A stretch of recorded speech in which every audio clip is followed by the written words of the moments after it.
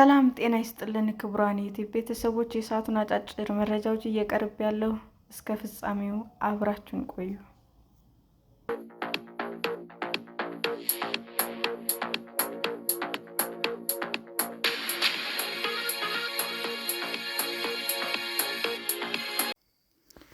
የብሔራዊ መረጃና ደህንነት አገልግሎት በአቪዬሽን ዘርፍ ጠንካራ ሚና እንዲኖረው የሚያደርግ ረቂቅ አዋጅ ተዘጋጀ።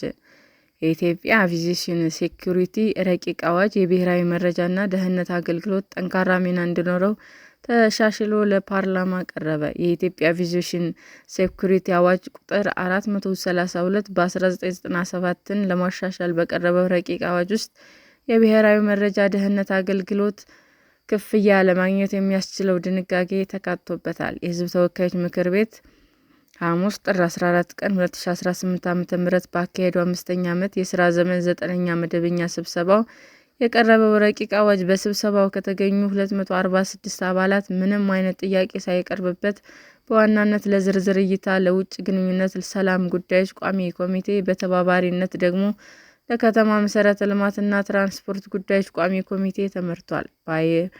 በአየር ትራንስፖርት ስርዓት የሚቃጡ ህገወጥ የጣልቃ ገብነት ድርጊቶች ባህሪያትና የአፈጻጸም ስልት ከጊዜ ወደ ጊዜ እያደገ እየተወሳሰበ በመምጣቱ ስጋቱን ለመከላከል የሚያስችል የላቀ ወይም የተመጣጣኝውን አሰራር በመተግበር በየትኛውም ሁኔታ ጊዜ ሊከሰቱ የሚችሉ ማናቸውም አይነት የአቪዬሽን ደህንነት ስጋቶችን በብቃትና በጥራት መከላከል የሚያስችል አቅም ለመገንባት ያለው ማሻሻያ መሆኑም ተብራርቷል። የመንገደኞችንና የአውሮፕላኑን የደህንነት አደጋ ላይ ሊጥሉ የሚችሉ ህገወጥ ጣልቃ ገብ ድርጊቶች ለመፈጸም የሚውሉ ንጥረ ነገሮችን፣ ቁሳቁሶችን ለይቶ ለመያዝ ለማስቀረት በመፈተሻ መሳሪያውን በእጅ ከሚደረግ የሴኩሪቲ ቁጥጥር ባሻገር ቴክኒካዊና ሌሎች መንገዶችን መጠቀም ወይም ተግባራዊ ማድረግ አስፈላጊ በመሆኑ በረቂቁ ተመላክቷል። የብሔራዊ ሲቪል አቪዬሽን ሴኩሪቲ ፕሮግራሞች የአየር መንገድ ኦፕሬተሮች፣ የአየር ትራፊክ አገልግሎት ሰጪዎች፣ ሌሎች ባለድርሻ አካላት የሚያወጧቸው የሴኩሪቲ ፕሮግራሞችና መመሪያዎች ከአቪዬሽን ሴኩሪቲ አዋጅ ከሌሎች ህጎች አንጻር የመገምገም፣ የማጽደቅና ተገቢውን የጥራት የቁጥጥር ተግባራት እንደሚያከናውን ተገልጿል።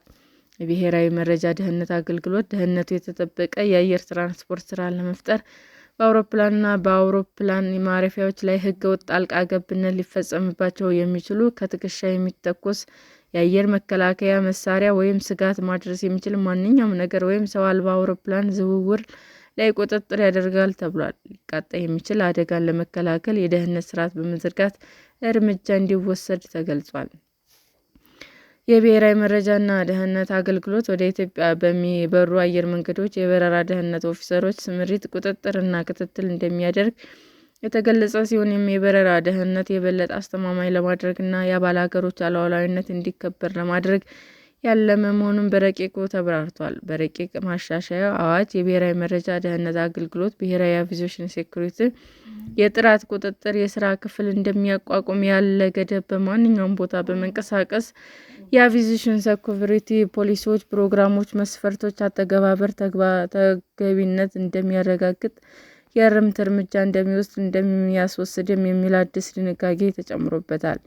የመንገደኞች ምዝገባና ቅድመ በረራ መረጃ የማሰባሰብና የማሰራጨት ተግባራት ይመራል፣ ያስተባብራል የሚል ድንጋጌም ተካቷል። አገልግሎቱ በራሱ ከሚያገኛቸው መረጃዎች እና ከሌሎች አቻ ተቋማት የሚላኩለትን መረጃዎች መሰረት በማድረግ በሪፖርት የሚተላለፉ መንገደኞች መረጃ ተደራሽነት በመሆን ሊተላለፉ የሚችሉ ተጠርጣሪዎች ለመከታተል እንዲያስችለው የመንገደኞች ምዝገባና ቅድመ በረራ መረጃ የመሰባሰብና የማሰራጨት ተግባርን መምራት ማስተባበር እንዳለበት ተገልጿል።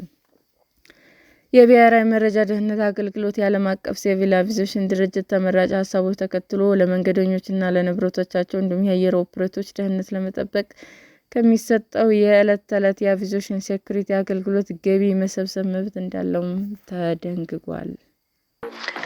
ሰላም ጤና ይስጥልን ውድ የዩቲዩብ ቤተሰቦቼ እንዴት ናችሁ?